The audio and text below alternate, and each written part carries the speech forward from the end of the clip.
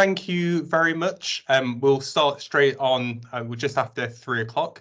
So thank you very much, everyone who's joined this call, and thank you very much to our 4 panelists today, and I'll introduce them in a moment. So as you all undoubtedly know, the UK National Cyber Force released its new report yesterday on responsible cyber power in practice, and we're going to have a little discussion and some comments from people who have read this and have had various different stakes in thinking about cyber power and cyber operations over the past few years. If you don't know what the Offensive Cyber Working Group is, I'm the lead, and Tim Stevens, who is one of the panelists today, is a member of the steering committee. And we're an academic working group primarily based with UK academics to try and discuss the role of offensive cyber, and we've had discussions with some parts of the National Cyber Force over the past few months to think about these issues and questions. And we have published now around 2 years ago a report on the National Cyber Force that Britain needs, that King's College also participated in, and we've run a couple of workshops on what responsible democratic cyber power might be. So I'm just going to introduce each of our panelists, and each one of these is going to provide around 5 minutes worth of comments, if not a bit less. We'll see how it goes, and then we'll move into a broader discussion. So first we've got Dr. Tim Stevens from King's College London, and he's recently written a new short book, What is Cybersecurity For? I believe that's what the title is, Tim, from Bristol University Press, which I do recommend you grab and read for a really easy introduction to the topic. And then we've got Taylor Grossman from ETH Zurich, and she's been writing about norms, capacity development, and was previously part of the Carnegie Endowment for International Peace. We've got Professor Richard Harknett from University of Cincinnati, as well as many other affiliations, but I guess primarily author of cyber persistence theory with a slightly longer title from Oxford University Press, and is one of the key figures and actually in thinking about cyber operations. And I think you can see some of this influence on the National Cyber Force's recent report that came out. And finally, we have Dr. Erica Lonergan from Army's Cyber Institute at West Point, and you've been a key contributor to many cyber debates, as well as being one of the leads of the US Cyberspace Solarian Commission, which has been very, very influential in this field. So, oops, just admit some more people. So what I'll do is I'll move straight on to Tim, and I'll give you around 5 minutes, and I'll wave if you're going significantly over before we move on to Taylor. Take it away. Great, thanks, Andrew, and thanks for everyone joining, and of course to my fellow panelists as well. Well, I guess, you know, I'm sort of the UK representative, I suppose, on this panel, although I don't speak on behalf of UK government. But I mean, what a welcome development this is. To see the NCF articulating its principles and what's going to guide its operations, and also thinking a little bit about, you know, the strategy and the doctrine that underlines this this statement and how it's going to proceed over the next short to medium term. My impression is that NCF would like to have done this sooner, but there have been various events, shall we call them, over the last 2 to 3 years that have perhaps slowed down that process. But certainly, I think this is an expression of the willingness of the military intelligence, cyber communities, and wider government, HM government, to get ahead of the narrative, if you like, about what the National Cyber Force is for, and to develop legitimacy around the idea of offensive cyber operations as prosecuted by the UK. So I think this is a very welcome development as part of a much wider push by the intelligence community and the defence community in the UK to actually say what it's for, why it's doing particular things, the rules and principles that bound and guide it, and so on and so forth.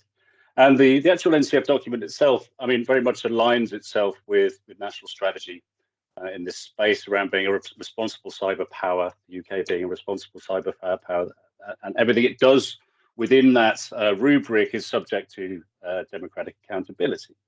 And the report talks about those public accountability functions being, you know, Parliament, Intelligence and Security Committee of Parliament, and so on. And again, this is about developing legitimacy around offensive cyber, because there's always suspicions around what is this secretive cyber force actually doing. And we know that it's been operational. So this is putting some flesh on the bones, if you will, of what we thought we knew. And hopefully, of course, to develop a public debate around this in the UK. And I'm a firm believer that if we are talking about this democratic license to operate, which is very much what the NCF is thinking about, allied that to the whole of society approach to cyber, which has been developed in the National Cyber Strategy, that we do need a conversation around this. And the UK does have a relatively open press. It has a lot of civil society groups. And of course, it has a very vibrant academic and industrial sector and sectors. And we can have a discussion about this in open, about where we want to go with this particular set of capabilities. And of course, the wider strategy within which they're couched. There's several audiences, of course, for this document. There is very much the domestic audience, but there's also an international audience too, of both, the like-minded and adversaries. And a lot of there's probably two strands to that. One is the actual, what does this look like in practice? And all forms of cyber operations are in some sense an act of communication. And the NCF document sets out, how it's going to meet this aspiration of a doctrine of cognitive effect, which is shaping the decision-making and the behaviors of potential and actual adversaries. And of course, it's also an audience in a more diplomatic sense. The NCF principles that will guide its operations are there to shape responsible state behavior in cyberspace. They're meant to, generate debate, but also to show in practice what that looks like. And of course, in terms of audiences, to speak to middle powers or the non-aligned, and also to the like-minded about, how this can be managed and achieved. And I think this is really a very important statement of what this is going to look like in practice. I mean, there's lots of other aspects to this mission statement, I suppose we could call it. The NCF doesn't tell us what the document's called, as it were. I've seen it described as various things, and I think that ambiguity is deliberate. But if it is a mission statement, the strategic aspects of it, I think we'll probably get into in this conversation, particularly around deterrence, which has more or less dropped out the bottom of the national cyber strategy, as it were, in terms of punishment, at least.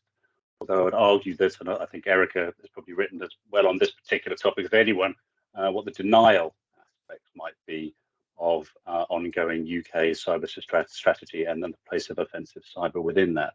So I'm going to leave it there. But broadly speaking, I think correctly, this has had a very more or less positive response from the community. I hope it ignites some form of debate around the use of offensive cyber. But ultimately, this document is a very good first step in establishing the legitimacy of offensive cyber in the UK's strategic and operational toolbox. So thank you. I'll leave it there. Thank you very much, Tim. Taylor, let's hear what you got to say. Great. Thanks again, Andrew, for organizing, and thanks to all the fellow panelists as well. I think some of my remarks will echo what Tim has just said, and I generally agree with everything he just said about the document. I think it really is a fascinating and welcome development for the public debate and engagement. I have 5 things that I wanted to pick up from the document. Of course, it's been out for 30 hours, so we've all read it once or twice, but we'll spend more time with it in the coming days and months. The first is around deterrence, and the fact that the document explicitly says that this is taking a real backseat. This is not the purpose. I think that has a couple of implications. The first of which is that, in terms of audience, there certainly is an international audience. There certainly is an audience of, an adversarial audience. But I think that genuinely, a big part of this document is really for the domestic and Western audience. Of course, bringing any of this stuff into the public is going to have some effects, but I think that's an interesting development. I also, I think this has an interesting role to play in transparency. The document explicitly says that the UK will not publicly avow cyber operations. The document obviously tells us quite a bit about what kinds of cyber operations the National Cyber Force will be using and implementing. But, with this sort of statement around public attribution, this is, we're not going to necessarily know a lot about, the specifics of what happened. So I think that's an interesting development in transparency. The second piece I wanted to raise is around cognitive effects, which I think we'll probably talk about quite a bit. But I think this document is a really interesting portrayal of what cyber can do. I am hoping, and I think the idea of influencing behavior and cognitive effects is the real impulse behind cyber operations, breaks down some of the traditional, at least academic silos that we've had around cyber effects operations versus influence operations or separate from influence operations. I think, again, this will hopefully disrupt some of those divides. And I look forward to discussing that further. My third point that I wanted to chat just briefly about is I think there's quite a lot in this document about how cyber can be complementary to kinetic operations rather than just a substitution. And I think this is a very helpful level set for the public debate around what we can expect when a cyber operation is implemented. I think the expectations have generally been very high and very wrong around cyber weapons coming in and with a definitive strategic effect, and also really as a replacement for a kinetic operation, as if the choice is between a bomb and a cyber weapon. Of course, I think in the academic and policymaking communities, that's been diluted quite a bit, but I think in the public debate, this is a really helpful advancement in starting to complicate and also portray cyber more appropriately. Fourth, the scope of operations that the National Cyber Force is trying to tackle here is quite broad. And I think one of the problems that I hope we'll get into further is prioritization. I think in the document, it's not entirely clear what that prioritization is going to be. And even with a force of 3,000 by the year 2030, the National Cyber Force has bitten off quite a bit. And lastly, on the issues around measurement. I think this is an area that the document notes very explicitly as a challenge. And I think it's very good that it is acknowledged quite openly. But if we are looking to define responsible behavior in cyberspace in terms of precision and calibration, we need to be able to measure what effects of operations look like. And so the difficulty around measurement is going to be, a huge problem in actually really seeing what responsible state behavior looks like in cyberspace. So I will stop there and turn it over to Andrew. Thank you very much, Taylor. I've got lots of questions brewing in my mind about what we might want to discuss, but let's move on to the two next panelists. So Richard, please go ahead.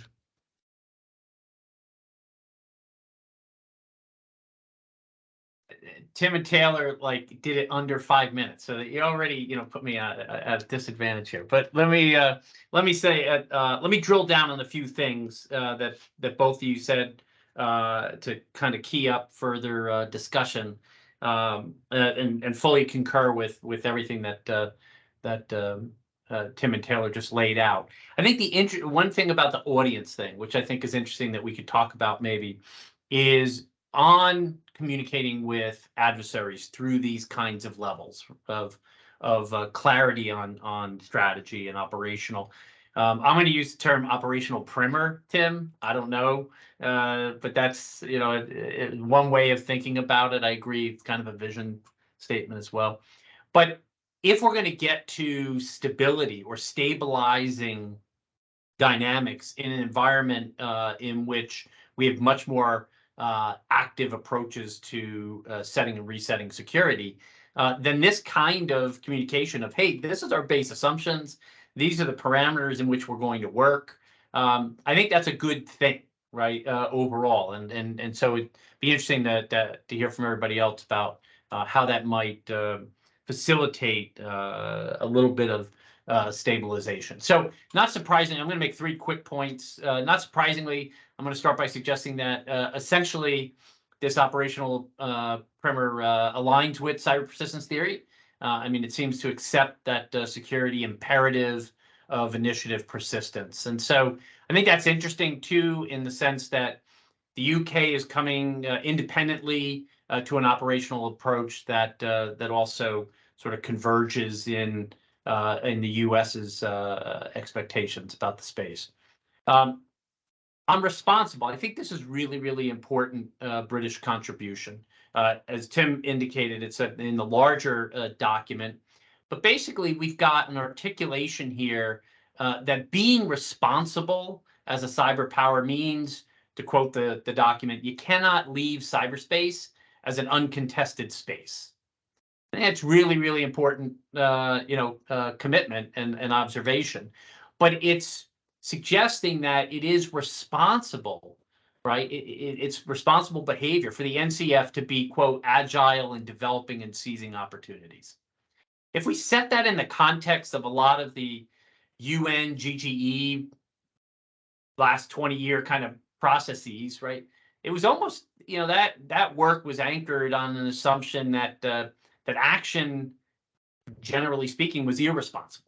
Right? And so here I think the British come through with a set of principles that provide some guidance on a different way to think about this, right? That if we're going to align to a strategic reality of the space that requires persistence or action, you can do it responsibly. And so what does that look like? And I think they've started a conversation about what that looks like. And I think that helps position us as academics to continue to do that research.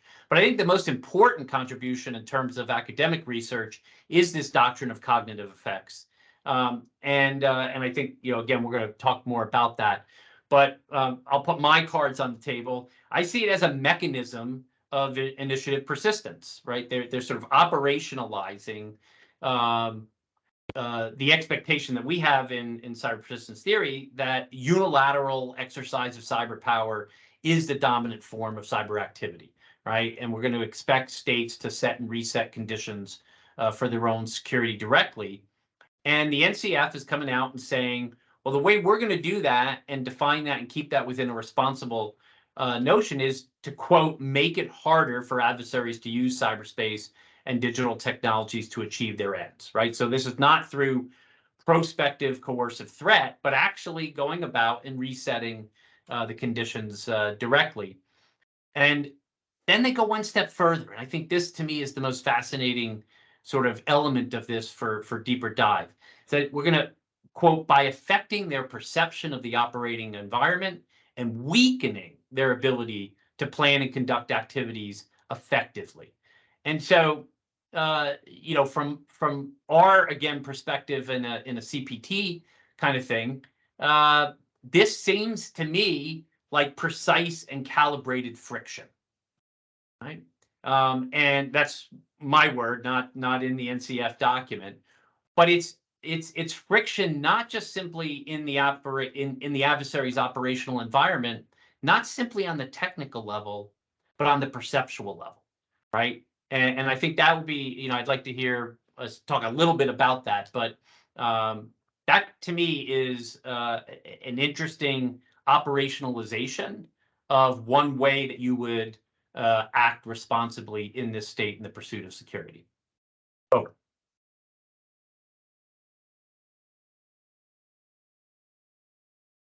All right. Thank you very much. Oh, sorry, go straight ahead, Erica. No, I was going to say I'm last one up, and my fantastic colleagues have weighed in on so many of the different dimensions of this document, whatever we're calling it, white paper, vision, I don't know.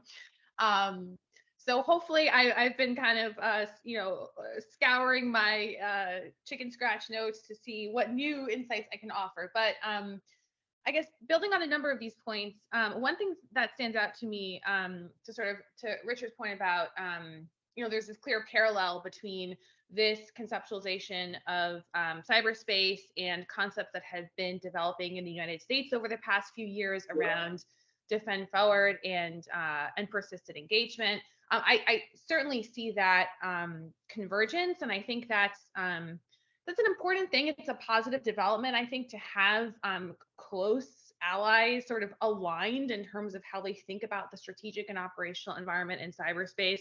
And it's actually probably more possible to have the US and the UK sort of learn lessons from each other, given the sort of underlying SIGINT and intelligence relationship, that I think we're more likely to see this kind of discussion or these kinds of convergences in this context than we might be in other in the context of other alliances and partnerships. But I also see this interesting at the same time, a bit more, I guess, like skepticism or articulation of the limitations of cyber capabilities.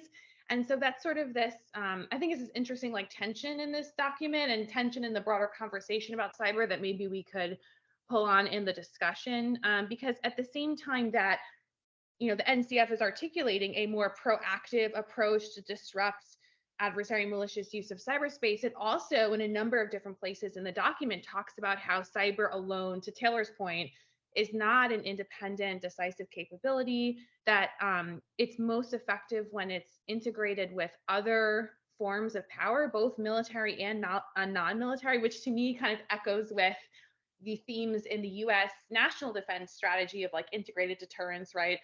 So I think there's that interesting sort of, those interesting themes there. So on the one hand, the document is making a value proposition, articulating a value proposition for what is offensive cyber good for, right? And it's good for areas where we can maybe only use the internet to, where the internet's the only sort of vector for causing a particular effect against an adversary, where we may care about deniability and covert action, where we may care about having precise and calibrated, I think is the term that's used, non-violent effects, right, rather than physical destructive effects. So there are all these things that cyber may be uniquely good for, but at the same time, the document's pretty explicit about the limitations of cyber, right? I think Taylor mentioned the challenges of measuring effects, right? How we know whether an offensive cyber operation succeeded, not from an operational perspective, that's sort of one element of success, but also like succeeded in achieving its ultimate desired outcome. And then it struck me that the document talked about sort of the role of time and the investment of resources in developing bespoke, exquisite capabilities against particular strategic targets, right? And it talks about how, and I don't recall the exact term that's used, but having sort of a blocks of capability, right?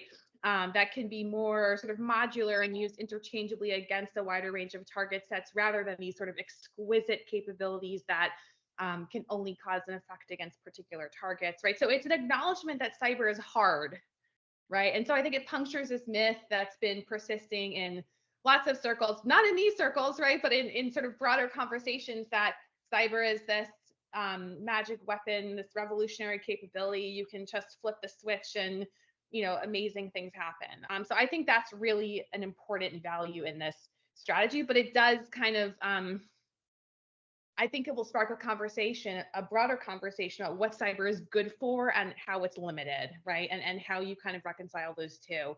I don't know how I'm on time, but one quick note, it stood out to me that in the discussion of the threat environment, China is not mentioned. I was sort of circling, or not, it's threat environment is a US term, the challenge, right? That section, the document mentions Russia, Iran, international organized criminal groups, terrorist organizations. It talks about the Russia-Ukraine conflict. There's no discussion of China. That sort of stood out to me as an open question. It also raises questions too about how we think about prioritizing. I think Taylor made this point, across different types of threats, as well as different forms of malicious behavior. And then lastly, I'm sure we'll get to deterrence, so we can talk about that in the discussion. But this doctrine of cognitive effects, I think it's a really interesting concept. I'm not sure.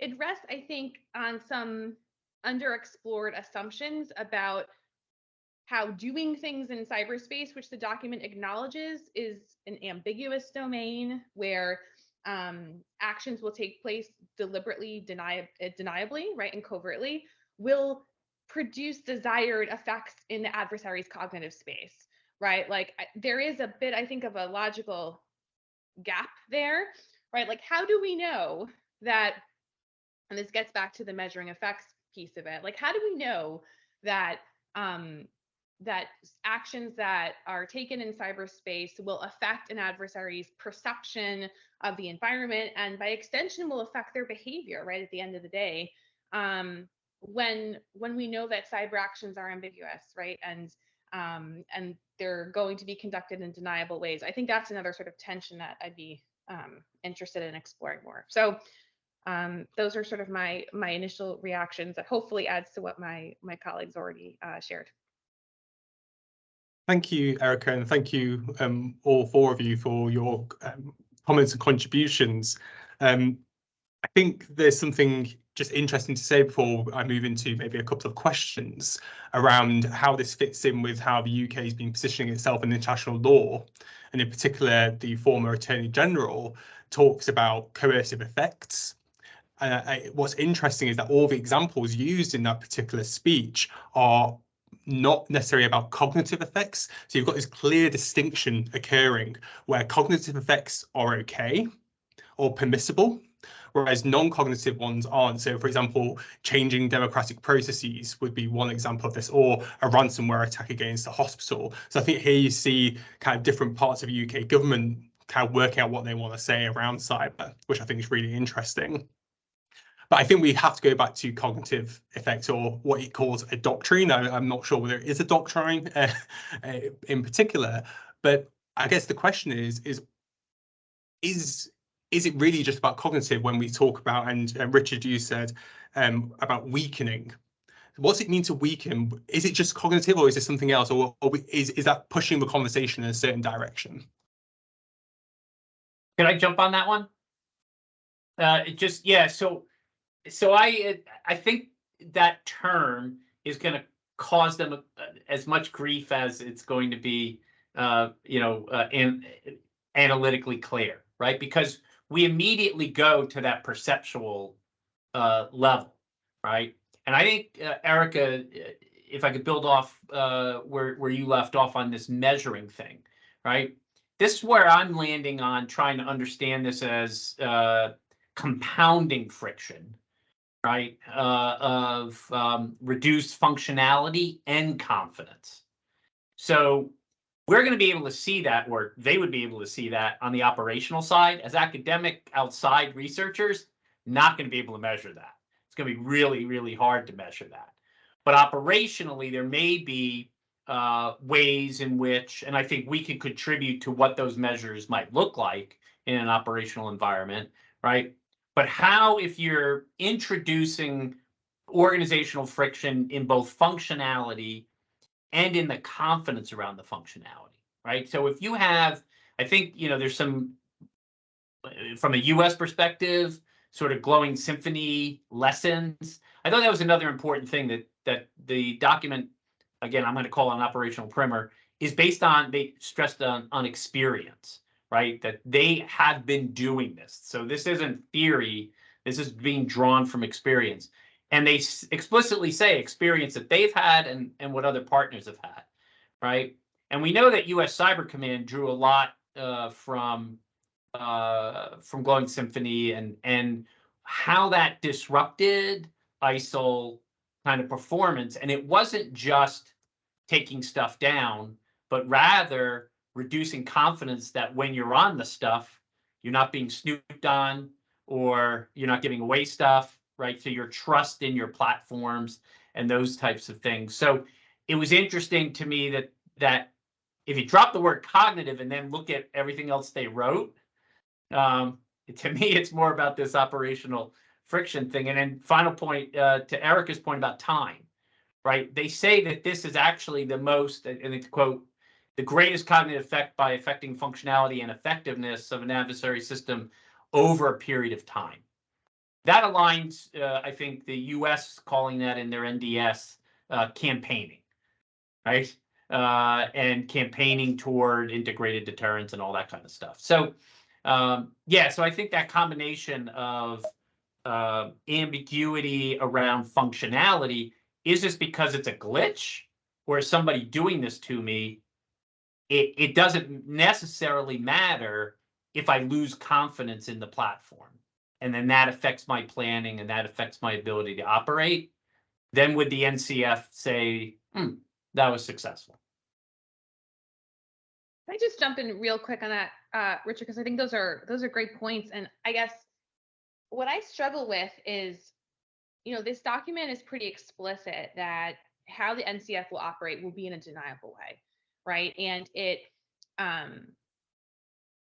makes the point that that's a choice, right? And in being deniable, you reduce the chance that the adversary will sort of realize that its glitchiness is a function of a state actor, and then maybe make greater investments in defense and resilience and all of that.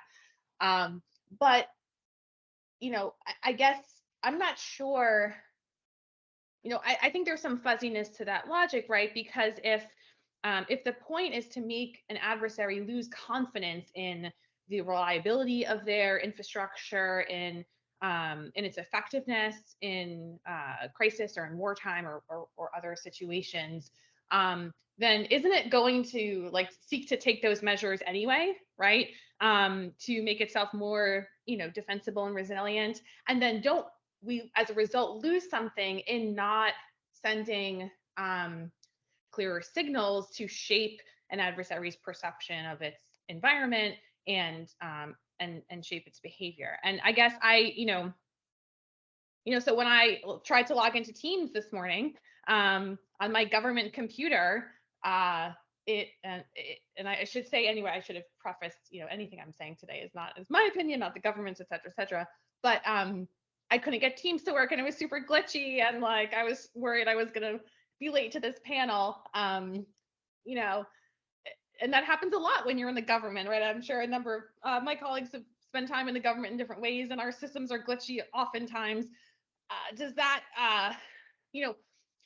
aggregate into losing confidence in those systems?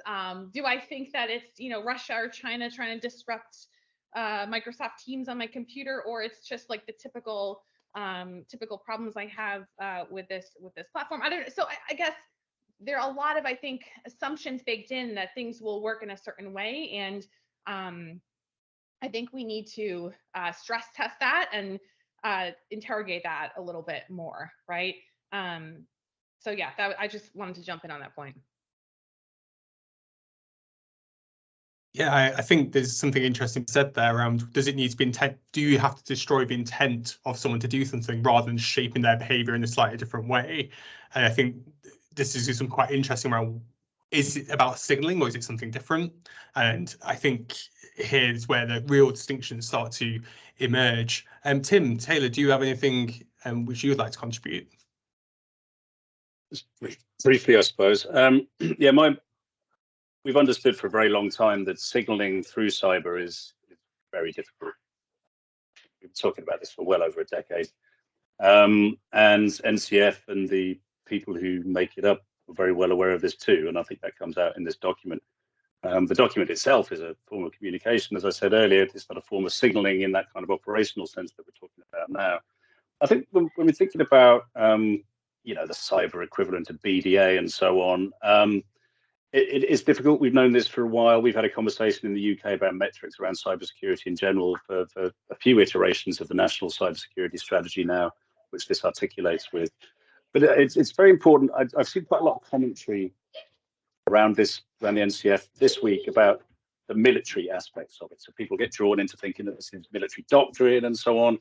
It's not. It's a military intelligence organization that involves two intelligence agencies, one of which is signals intelligence, or part of GCHQ, which is our signal function, and MI6, which is our foreign intelligence service, SIS.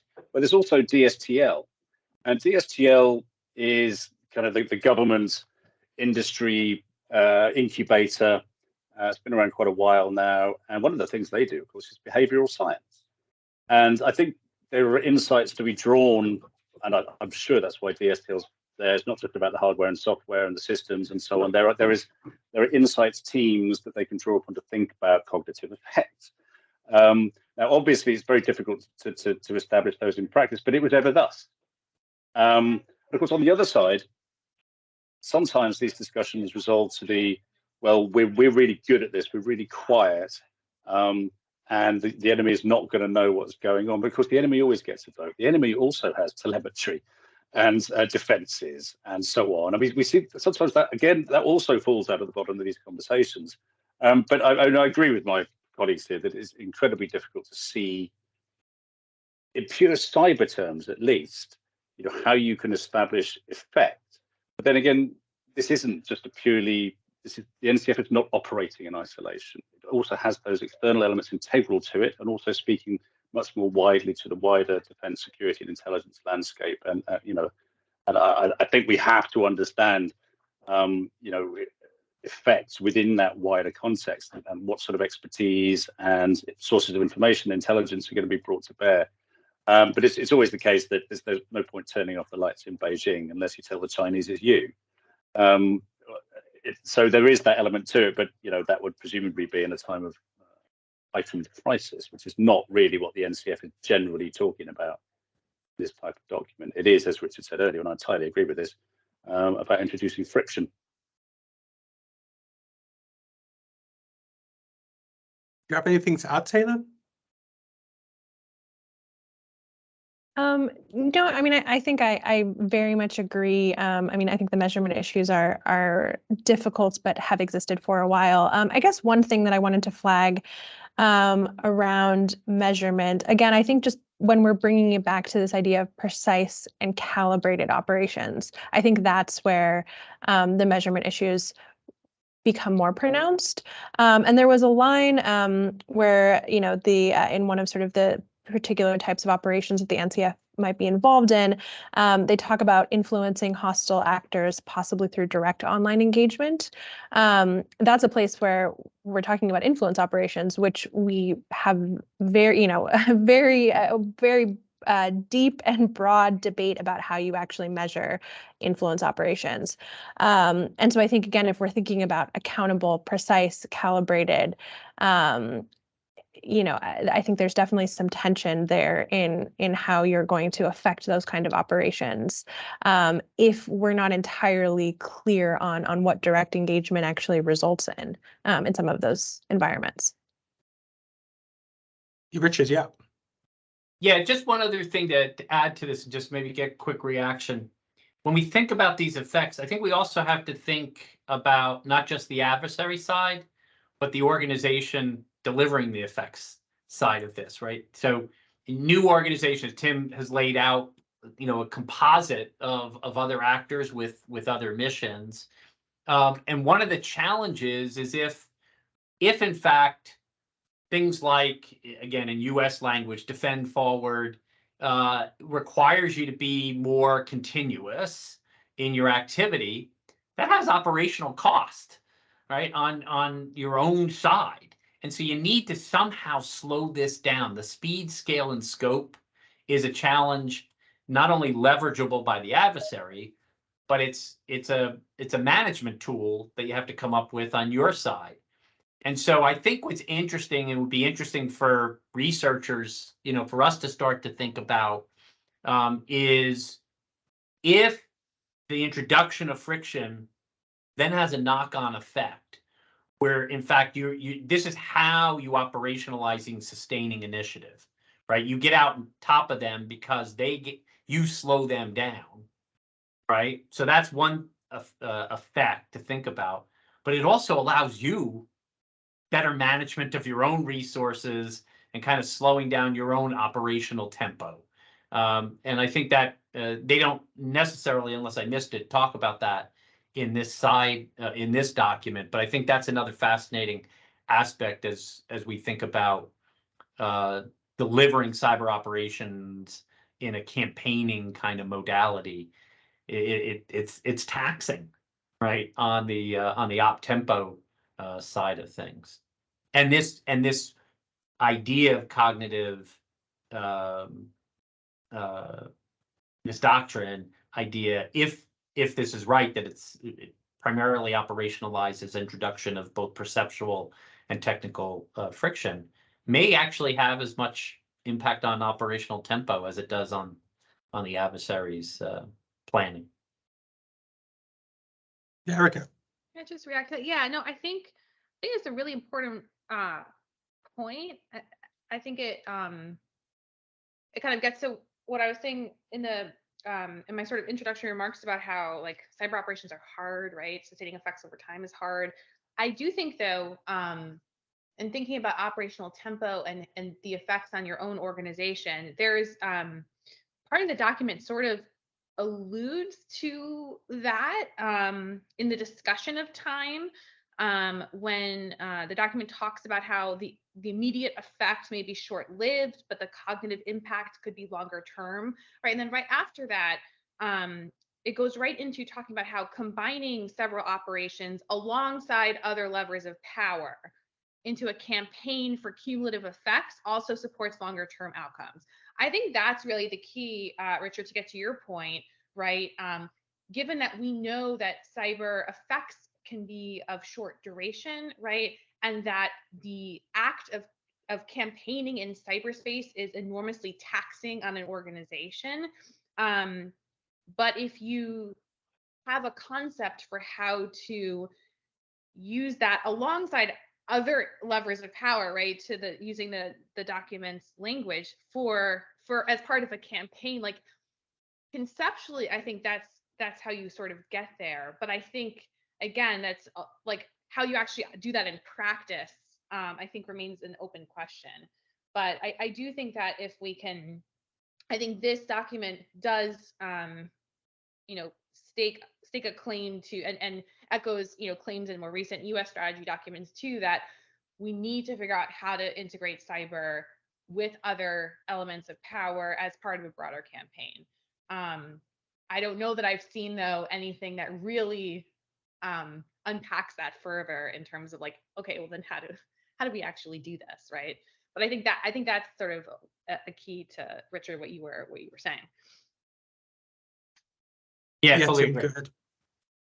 Yeah, I mean, the UK does have some experience in this field. Certainly, I mean, NCF, although it's an organisation, comes out of the National Offensive Cyber Programme, NOCP, which has been around for quite a while. In some respects, this is a reorganisation and a repurposing and a retasking, but a lot of the personnel are the same, and there's an awful lot of institutional and individual experience of this type of campaign approach to operations.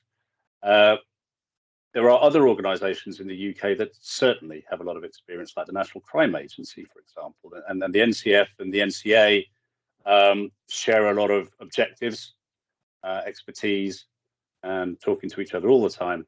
And of course, one of the NCF's principal missions, as it were, is to combat organised crime.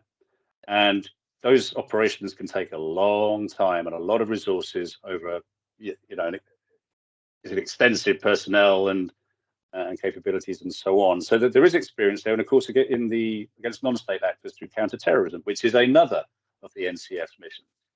And of course, in defence against non-state actors, again over extended periods of time. I think where it's going to be more difficult, perhaps, and I think this really speaks directly to what Richard was saying, is against state actors who are generally much better resourced, more persistent, and so on and so forth. So, but I think there is an awful lot of experience that the UK can draw on, and the NCF in particular, from its own personnel and managers, as it were, and also from other organisations in the public sector. Sorry. We might also reflect that it's a reflection of a British pragmatism, that there aren't as many resources as other states, and you have to work together and work out how to get bang for your buck. So I think there's these different kind of organizational, cultural elements coming together here with experience on the ground, which shows something quite interesting around how you should do cyber operations and sustain campaigns and things like that. What I think we perhaps want to move on to is to audience again, and picking up especially on what Erica says, where's China and why is China not there? Because that's really interesting in the UK. If you aren't aware, is that there was a huge discussion in the integrated review refresh that came out a couple of months ago, which there was substantial political pressure to have China elevated as a threat in UK strategy. Why is it not in the NCF report? Really, I'll leave it there. Maybe people want to go with that. Can I just say I don't know? 10 years ago, the UK was very, in this field, the UK was somewhat reluctant to criticize China because it's more concerned about foreign direct investment and so on. 5 years ago, it was all about Huawei and a huge, and it was a big public issue as well. A lot of column inches in the newspapers and on TV about it. And it's also a strategic priority. China is a strategic priority for the UK as a whole. So I don't have an answer to why China doesn't appear in there, but perhaps I can't believe it's driven by the news cycle. But I wonder if my colleagues have a much better or an explanation in the way that I don't. Richard, yeah. Yeah, I was just going to jump in. I think one observation, one speculation. This is actually one of the interesting areas of lack of convergence right now, or directionally, between the U.S. and the U.K. Right? So if you looked at the Biden administration's national cyber strategy, was released about 2 weeks ago. The difference there from 2018's U.S. strategy is that China's lifted out of sort of the group of four and made the primary strategic competitor. And there's a differentiation in the U.S. national cyber strategy now in terms of how the United States is looking at China, and then looking, as Erica noted, the threat environment section, right? So it was really interesting that changes even went in an elevated way. So again, I'll mimic Erica, not speaking on behalf of any U.S. government or any agency or anything like that. We have a complex emerging competitive environment with China, right? And it's going to take multiple levers to manage this relationship and make sure that it stays in a competitive, potentially intensely competitive environment, but not move into militarized crisis and war. And I would hope that there's actually coordination among allies and we can have a play to strength. So I may be granting the British and the US too much credit here, that there's actually some diplomatic coordination. It would make sense to me to leave lanes open for for a more softer approach, if you will, when that's needed, because the U.S. has really stepped out in terms of identifying China in the cyberspace as the principal challenge. So I'm just going to jump in before Tim responds, because Jamie McCall in the chat has just sent us posted a tweet from a journalist, Shashank Joshi, and apparently in the interview with the NCF commander James Babbage, it's because China doesn't have this egregious and widespread disruption to call out compared to other actors. I'm just going to put it out there, but I'll leave conversation to Tim and then Erica. Yeah, if I just very, very briefly, I don't think that sounds like the whole truth to me. I think that's a political answer. One thing that did occur to me was perhaps that we are effectively at war with Russia, and we are not at war with China. And I think that probably shapes the way that Russia and China are mentioned respectively in that NCF document, and not wishing to militarize what is very much an intelligence priority for the UK in respect of China in the way that it's very obvious. So I think what James Babbage just says, that there is some truth in that. Absolutely, I'm not disputing that in the slightest, but I suspect there's something else going on in that space as well. Erica. Yeah, no, I have the same I think skepticism about that that comment about why China is not in there, and I was going to make the point that that Jamie just made in the chat, which is that if you look at one thing that struck me about the Microsoft Exchange breach was the collective attribution, right? And also in 2021 to China, not just by the US, not just by the US and the UK, but there was a NATO attribution, there was a EU attribution, if I remember all that correctly. And in the discussion of that breach, there was it was specifically called out China's sort of reckless behavior in terms of how it had compromised these systems, and as a result created an opportunity for more systemic disruptive action. So I guess that to me seems a bit inconsistent, and it's also inconsistent with other areas, to Richard's point, like beyond cyberspace, where we have seen coordination among allies in terms of addressing China. If you look at AUKUS, right, which is problematic in many ways, right? Like, but we all know what that's about, right?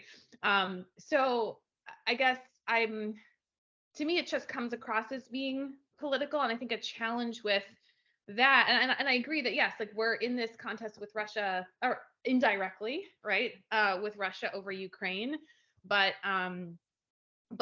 ideally a document like this is not a hot take, right? Like it's meant to have legs and articulate priorities over the long term, right? Or at least over the next 5 years, right? And so I guess that's a point of frustration with the document. Great. And Richard, then Taylor. Yeah, just real quick on that Microsoft Exchange. I mean, this is like the definition of a non-calibrated, non-precise, irresponsible attack, right? It created collateral opportunity, right? So if you think about NotPetya, that was classic collateral damage, right? These things went, it went into systems that were outside of Ukraine, right? But what I found, even more egregious about the Microsoft Exchange is it was creating collateral opportunity, right? It just left so many doors open for other actors to come in. This is the type of stuff that we don't want happening if we're going to stabilize this space. So if I'm applying the British measures of what a responsible cyber power in practice is, it wasn't calibrated, it wasn't precise, and and really not accountable in that sense in terms of the damage done. So over.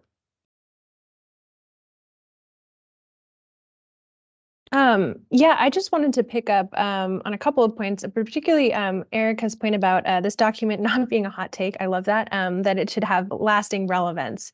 I think, again, I'm not entirely, I would agree that I think that the reasons given for the absence of China, that there's probably quite a few, but I also wonder if some of this is to link back to cyber operations as complementary or supportive of other types of operations, and that we don't really know exactly, we feel in this document some ambiguity about where cyber operations will fit and how they're most effective. And I think when we talk about long-term over the next 5+ years, I don't know if we know where some of these cyber operations will fit with the strategic competition that's going on with China. And so I wonder how much of that sort of, there's some purposeful ambiguity to leave open because it's not quite as easy to slot in what the NCF is really going to be exactly doing in the long term in that angle.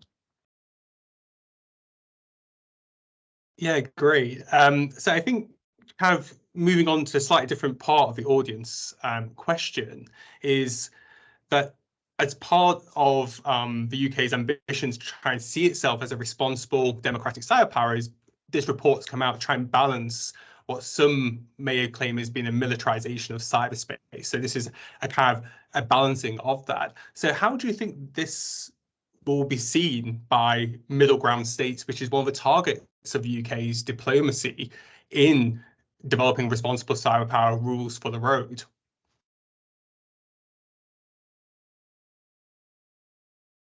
I can just offer an initial take on that. I think that a challenge that the UK is likely to face, which is similar to one I think the United States faces, is this sort of say-do gap, right? Like in terms of professing these norms and ideas that are important and that I think we can all agree is democracies. This is like important, good stuff, right? But then if there is a perceived gap between those professed values and how states operate in practice, then that undermines credibility, right? And I think a challenge with this document is that if those operations will remain deniable, how do we know that they're being conducted consistent with democratic values and norms, right? And so that's another one of those issues, and Taylor made this point earlier about transparency, right? Like if there's a sort of decision at the outset to not be transparent about operations, then how will that further support the notion of responsibility in practice, right? I think that's, a trade-off.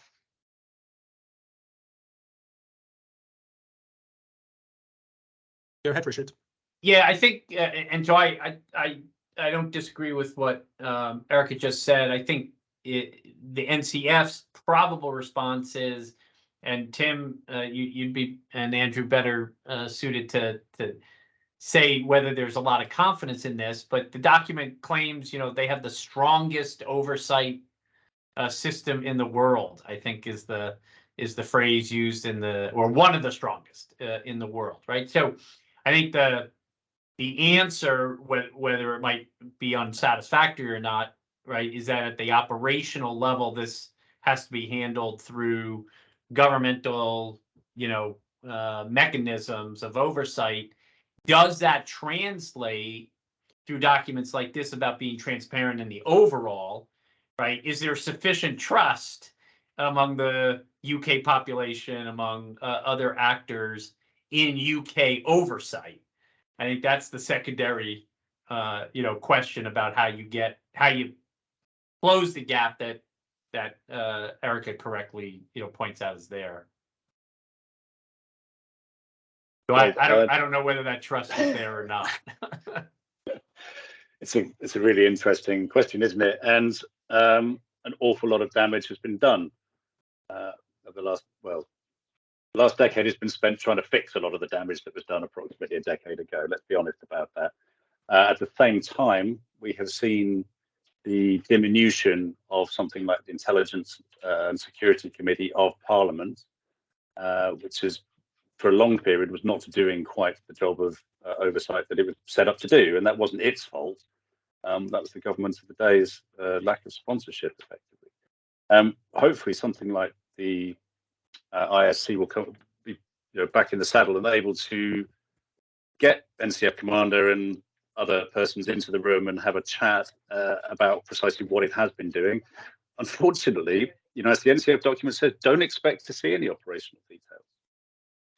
The reports of the ISC will be redacted, as they always are, and you might be able to join some of the dots, but you won't. It goes back to this assessment and valuation issue we talked about earlier. We're simply not going to have that. And as you've all said, it comes then down to an issue of trust. And I historically, the UK population, I know this doesn't quite talk to your middle countries question, Andrew, but historically, the UK has quite a high degree of trust in both its military and intelligence organisations. NCSC, the National Cybersecurity Centre, did its own survey 2-3 years ago and found that nothing that had happened around Snowden had materially impacted the British people's trust in intelligence agencies, for example. I don't know if that holds now, but I do think it's that the trust in the wider political machinery of government has dropped. And I think survey after survey after survey has shown that. So, and even when you say something's an independent auditor of something, people are like, oh, yeah, well, you would say that, wouldn't you? And I think there's going to be a lot of that around the NCF. I mean, another interesting question is whether the British public actually cares. And it's all very well for me to sit here, and I hope this does generate a wider public debate, but will it? And we've seen time and time again, things that we find absolutely fascinating about strategy and doctrine and strategic behavior in cyberspace and the like just attracts very little attention in the press at all. You have, sort of journalists who are on that beat who do an excellent job, in my view, of actually bringing those issues to the attention of the British public. But actually drumming up some kind of public discussion about it is difficult. And I mean, that is just reflected at proxy, if you like, and how little this sort of thing is discussed in Parliament. And so on and so forth. But I do think that issue of trust is a difficult one, and I believe that this is partly why the NCF is going through this process of attempting to generate trust and legitimacy by being as honest as it possibly can be about what it's doing and what its mission is, and also what structures are in place to audit and oversee it. But I do think those are live issues, and they are contested. Taylor.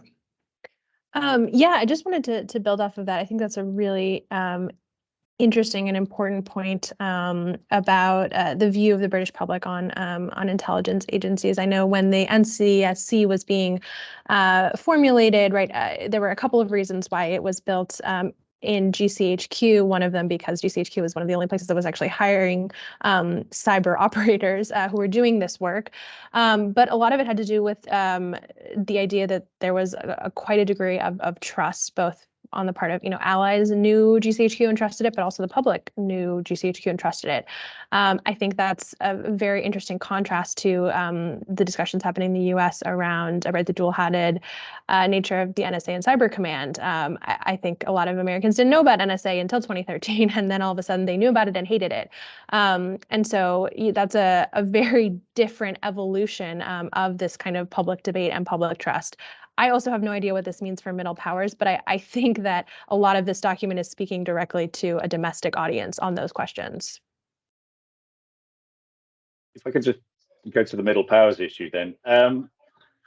This is quite vexed. The HMG in various organisations has been doing a lot of outreach and engagement with middle powers for a very long time, whether that's through the Foreign Office and international diplomacy, whether that's through defence diplomacy, whether that's through intelligence liaisons and confidence building measures, etc., etc., etc. As with almost everything in this document, this has not appeared ab novo in the public domain. There's a huge amount of part dependency here and experience and expertise that's been brought to bear on every single issue in this document for probably the best part of 20 years. Obviously, we're now in a geopolitical / international political environment in which there are states that are sort of in the middle, but are they really at that sort of vacillating between that block and this block in quite the same way that we sometimes think? I think a lot of people's minds are made up. But one of the things that struck me about UK cyber strategy over the last 10 years in particular, or probably the last 6 or 7 years in particular, is actually how the UK perceives its assertions of responsible state behaviour to almost be an export, and to make its normative stance and its practical operations as something to be admired and potentially emulated. And if you can demonstrate value, and again, how you do that is difficult, right? But if you can demonstrate value to middle powers or the undecided, as it were, about what accrues to a nation that does responsible state behavior in cyberspace, then that's possibly where this whole discussion might be going. But I think it's really, really difficult. You would probably have to align it with other incentives, whether they be technological, political, economic, or whatever. But I think it's quite difficult these days to convince states and indeed individuals to cross the aisle to the other side on the basis of something that's not particularly tangible. But anyway, that's just some thoughts. Richard. Yeah, that Tim, you just triggered an idea that just to throw out, because also, so rather than looking at it from like, can we move people in geopolitical terms, sort of going back to this, well, if again, I have a bias, right? I think it's an imperative to act in this space. So if that holds, getting like what responsible action looks like differentiated from, so I would say the learning curve of Russia from NotPetya to SolarWinds Orion, like that's a good trajectory from a stabilization standpoint, right? We went from collateral damage to, something that was a lot more precise, a lot more calibrated, might actually meet the definition of responsible cyber power, exercise of cyber power, right? Sort of big scale espionage with knock-on effects. And that's differentiatable in my mind to, things like the Microsoft hack. And so is the other communication here about what responsible cyber power and in practice, that was the subtitle. And I thought that was a really important subtitle, right? The in practice piece. We're not sitting on the sideline. This isn't prospective threat. We are out there. In fact, the word daily comes in and to give this context of, there's always something happening, right? What I thought was also interesting, and again, for Tim and Andrew, maybe more nuanced, that the larger strategy talks about democratic and responsible cyber behavior, right, in the FCO context, and this talks about responsible cyber power in practice. Drop the democratic, and I don't want to go too far with that, but I'm glad that they did, because again, if this is analytically trying to describe something that's not just about the UK, but about giving us some is positioning us to start to understand what responsible cyber power in practice looks like, then it was good that they actually dropped that modifier, because this should apply to all states. And it at least allows that conversation to happen. So I just tease that out. I'm assuming that was conscious, and it was because this was more focused on the operational side rather than anything else. If I'm allowed to have chair's privilege, just to quickly respond on those 2 points here, which is responsible democratic cyber power does exist in the document. It's kind of scattered, a bit of sprinkling of that term in the document, but obviously it's not leading it. And what's interesting is on those 3 terms, and one of them is accountable. It's not democratic accountability, it's just about being accountable. And what does that look like in terms of an export? As Tim puts it, I think it's going to be quite interesting if we do see this as a kind of a way of doing active, persistent cyber forces, right? So I think it's definitely something in there, but I'll stop there. I think that's, there was a lot of heads hitting desks when the original formulation of democratic appeared, and this was from experienced intelligence practitioners who were like, oh, why? We've got the like-minded, and it's not always them we need to be talking to. But it is really interesting, and just to double down on what Richard said, which I agree with. It's not just what we do; it's what we don't do, and I think that's an absolutely critical part of what the NCF is saying here, which is going back to Erica, what you're saying about Microsoft Exchange. It almost is the perfect example of what we don't do. And perhaps the NCF just assumes that everyone knows the Microsoft Exchange example so well that they didn't need to say it. But I did think possibly that was an opportunity missed. So to try and think about where does this go next, right? So if you've got a cyber force that is persistently engaging or has some sort of variation on this, do we just have this one document and that's it? Or should we be expecting more updates? Should there be case studies around what might be happening? Like, where could this go? Where could transparency, to use Taylor's term, where could it push, or does it? Or is this okay? And this is actually where the NCF should stay. That's enough. And we've laid out what responsible cyber power is.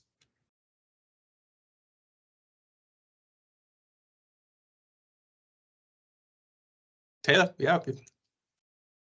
Sorry, the hand raising function is very finicky on my computer. So there's a lot of things I would love to see come out of the NCF. I don't think I will see them come out, right? I would love to see some case studies and right, some real evidence of how they're measuring effects. I think they've been quite upfront that they're not going to do that, and that makes a lot of sense. Perhaps more realistically, I think what's missing here is some prioritization. Again, I think there's a lot of mission areas that are listed as potential operating fields for the NCF. Tim already mentioned, right, the close coordination with the NCSC, the NCF, and the National Crime Agency. There's just a lot of different areas where we could see potential operations. And this is a fairly small organization that's growing, but one of the challenges they bring up, right, is manpower and skill sets. So I think, I understand why they wouldn't want to clearly differentiate and give, the unlike-minded or the adversarial states or non-state actors a quick rundown of kind of where they're not going to be focusing. But I think some general idea of, is this primarily going to be around military operations and support? Are they really going to be moving into some of the, disrupting criminal organized crime? I think it would be useful and helpful to just start to get a sense of how they're going to be allocating some resources. Can I offer something? Yeah, I don't think the NCF is going to be locked into an annual reporting cycle like the National Cybersecurity Centre or anything like that, because to ask it to do that would be to put it into a slightly unusual position within the intelligence military landscape, because the other organisations don't do it either. So not in that way, but they will be part of a fairly tight auditing and reporting cycle through Parliament and through various other agencies, including under investigatory powers and the like. Also, the National Audit Office reports are full of little tidbits of detail that most people don't read, but always read the footnotes in an NAO report. And they will be looking at value for money, because an awful lot of British cash in very constrained public sector financial circumstances is going to be spent on this. And the NAA is going to be looking for value for money here for the taxpayer. And that's absolutely right and proper. So, there's quite a few different places we can be looking for, but I don't think we should expect, and I agree with Taylor, I don't think it'll be forthcoming anyway, kind of rolling reporting on precisely what the NCF is up to. And yet, I think there's an opportunity for government there to, when it has a good news story, to develop it. And I think that can be done with a whole range of partners, some of which are British, like the National Crime Agency and the National Cybersecurity Centre, and of course with defence and the wider intelligence community.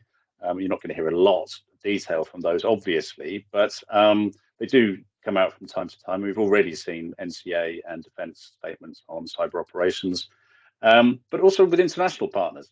And the NCF is again, it's not operating in isolation here. It's going to work in partnership. And I think from a comms strategy perspective, I'm pretty sure the people at NCF are already looking at ways when they can tell these stories, not just nationally, but also internationally as well, in ways that demonstrate precisely the things that it's doing in practice to help shape responsible behaviour in this environment. Great. I love a shout out to the NAO reports. They're always worth reading. Erica. Yeah, I was going to make a very similar point to the point Tim just made. I think this document provides a lot of fodder for conversation. I don't know enough about oversight processes and procedures in the UK, so I wouldn't speak to that. But I do think that it would be useful. So I'm skeptical that there will be like recurring documentation or reports that come out.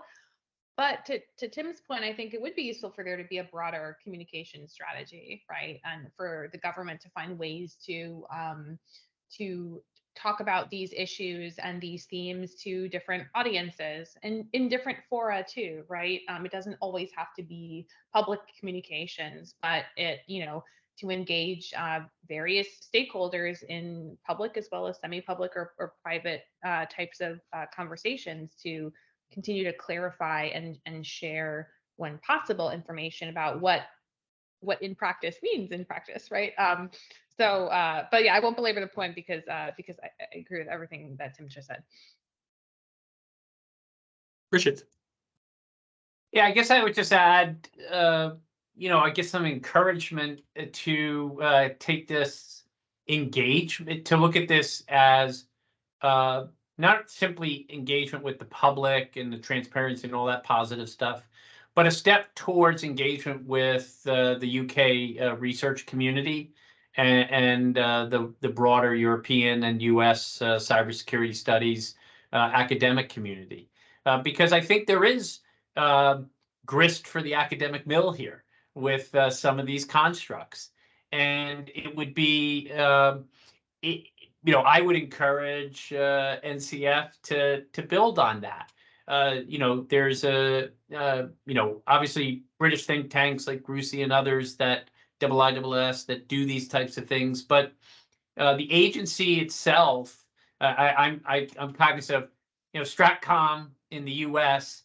Started a summer workshop on deterrence like 70 years ago, right? And they're still mining that thing, right? And so, it's a way of building out concentric circles of academic input. There's a big hurdle that will always be in this space because, again, that they were very upfront about the operational limitations or the limitations on talking about operations. But that doesn't mean, look, there's a whole field of intelligence studies on the academic side, right, that has dealt with that barrier for many, many decades. And so here's an opportunity, I think, for NCF and for other UK cyber-related elements, to engage the research community on what I think is a very rich and to go all the way back to Tim's opening statement, real positive development in talking about how cyber operations should be understood through a UK prism. So the next step to me is don't release more stuff. Get some more formalized engagement. Boy, that sounds self-serving, but invite Andrew Dwyer and Tim Stevens, and then occasionally some concentric circles of non-UK folks around the table to keep chewing on this. So just whilst so if there's anything which the panelists think we should have discussed and we haven't, please do have a think. And whilst you're thinking about that, if anyone in the audience has questions, please either pop them in the Q&A or the comment box and I'll draw upon them. But I'll first move to the panel if you've got anything that you'd like to say, which we haven't already said. And if not, I'll just move straight on to the questions. We kind of already answered the one from Jamie McCall, so and Louise from Rusi saying there's going to be some more work coming out, which is always good. And then we've got Abhishek Sharma, who's asking how much is the risk regarding the participation of China and Russia in international institutions like the ITU, ISO, IAC, etc., being considered in cyber strategy documents? I guess this is kind of a broader question around the kind of cybersecurity and kind of like these, I guess, geopolitical views on technology. And then I'll also take Joe Purton's question, which is what is an irresponsible cyber power, which is a great question. And I'll push it over to Richard, who's got his hand up. Yeah, so I'll take that in reverse order. I think an irresponsible cyber power is one that exercises it in such a way that it creates collateral damage and collateral opportunity. Right? That therefore it is not precise and it is not calibrated. So we're going to assume that action in this space, but over time, it really does need to be, I think the British have offered us an interesting foundation of principles by which we can measure that. And I think we have more case studies, but I think I would leave it at that, right? Microsoft Exchange, not responsible. So SolarWinds Orion, yeah, I think that's a cyber opera. I didn't like it as an American, but it's precise, it's calibrated, and it's probably accountable within rules of international espionage. I think that broader question goes back to what Taylor was talking about earlier about thinking through this strategic competition, with China, right? This is absolutely, I think, it's a great question, essential that to Erica's point about levers of power. This is where the foreign office and the State Department should be spending their times. I'll put it very bluntly. Stop spending times on norms and stuff like that. Start getting at the multi-stakeholder diplomacy that you need to have in place, because there's a strategy on the other side to undermine that and change that architecture. And we need coordinated approaches to those multi-stakeholder things that I don't think we've had for very long. Over.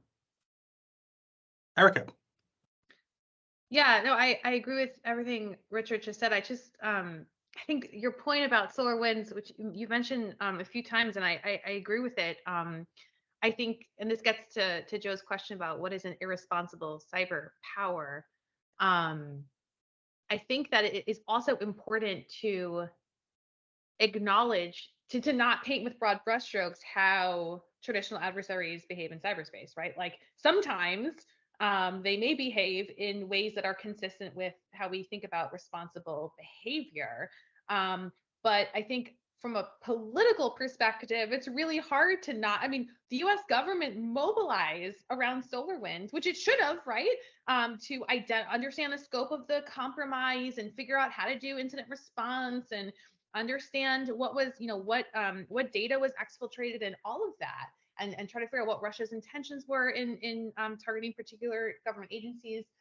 But there was also a huge public messaging campaign around SolarWinds that I found frustrating because, don't we all agree that like this is how states behave in cyberspace, right? And we should maybe focus our attention on those truly irresponsible actions. And so I think that will take a measure of political risk and courage that I don't know that leading democratic cyber powers are capable of doing, right?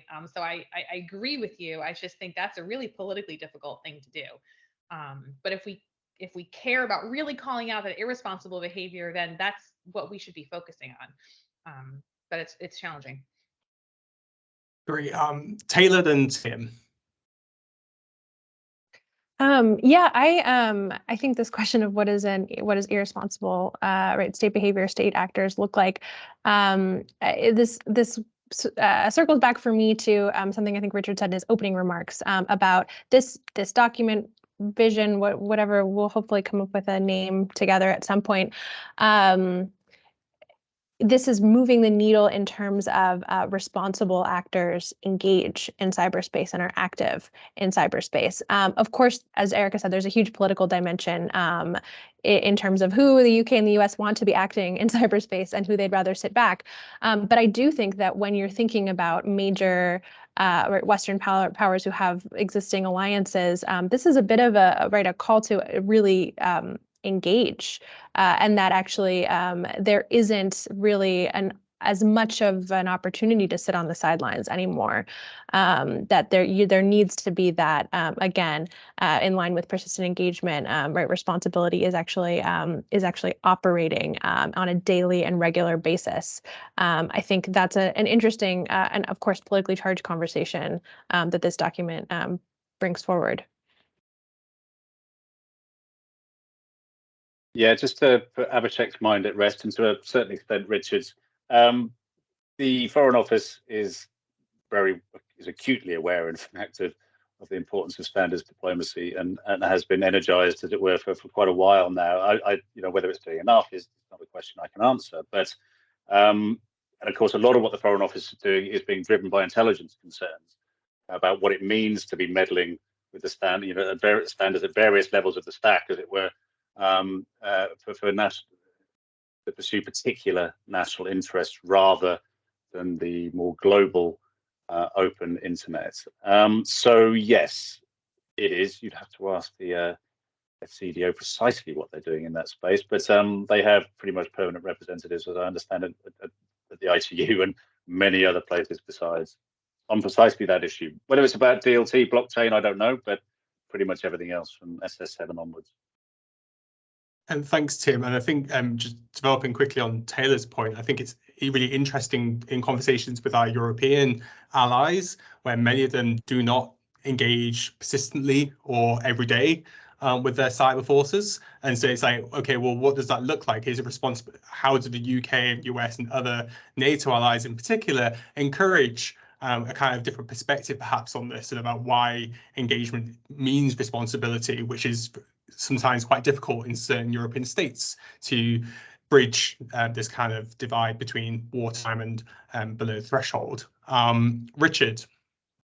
Yeah, just one other thing about this, and it may go back to the oversight standpoint, but another way to operationalize being responsible is when you leave something on the table that you can do, but that actually doesn't meet the standard of precision, accountable, or calibrated, right? So that would, to me, will be interesting. And again, we may not be privy to that, but if you are a responsible cyber behavior power, that would be the moment, right, in which you're being actually responsible, is when there could be a short-term operational effect that does not meet those three things, and you leave that on the table. You decide, I got to go and do something else. I may have to use a different lever of power, right? But the exercise of cyber power can't meet the calibrated or precision or accountable level, and you don't do it. That will be the moment, and we won't be privy to it, most likely, right, of a responsible cyber power in practice. So there's one more question from James Shires, and I'll paraphrase this question for the video, which very kindly, Richard, you suggested that there's an independent convergence of cyber persistence theory or kind of a variation of it. And is this actually where persistence is just now what has won in strategy, or do you think that there will be an evolution, right? Is this it? Is this where everything sits, or is there something else to be done in the future? Or should we all just sit back and just say, great, we're done now? You want me to answer that? No, I mean, you don't have to. So Yeah. that was just me paraphrasing the question. James is being kind. I mean, look, I mean, we've offered a theory, right? And academics love to debate it. The key element of it is if we're right, there is this imperative. So we should actually see states starting to move towards being more explicit if their recognition is more explicit. I just found it very interesting that the NCF document stressed that this was based on experience. And you're hearing the same thing if you read the Biden administration's NCS in Strategic Objective 2.1, in which they call out Defend Forward, which Erica has helped advance, and others.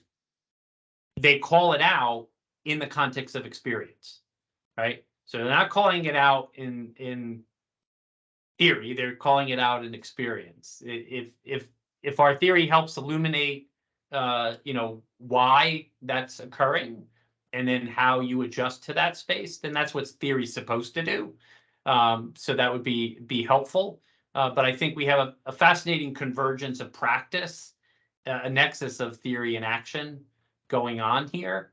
Again, the question becomes, this could all occur. It's got to occur in a stabilizing way. It's got to occur in a way that ultimately this competition stays in an agreed fashion below militarized crisis and war. That would be a stable cyber strategic environment. I think documents like this go, a step to helping that by setting expectations, as Taylor said, sort of giving us a level set on the operational space. And so in that sense, I think it's very, very positive movement and direction. Thank you very much. if there's anything else that someone wants to say, that they feel that they have to say about the report or the NCF or offensive cyber, please do so. Otherwise, thank you very much to Tim, Taylor, Richard and Erica for participating today in the panel. I hope that audience have found it really interesting, and the future audience who will probably view this recording may also find it interesting as well. On that point, thank you very much, and I hope to be speaking much more over the years about National Cyber Force and offensive cyber more generally. Thank you very much. Thank you. Thank you, Andrew, for having us. Thank you, Andrew. Thanks all. Bye, everyone. So much. Bye, everyone.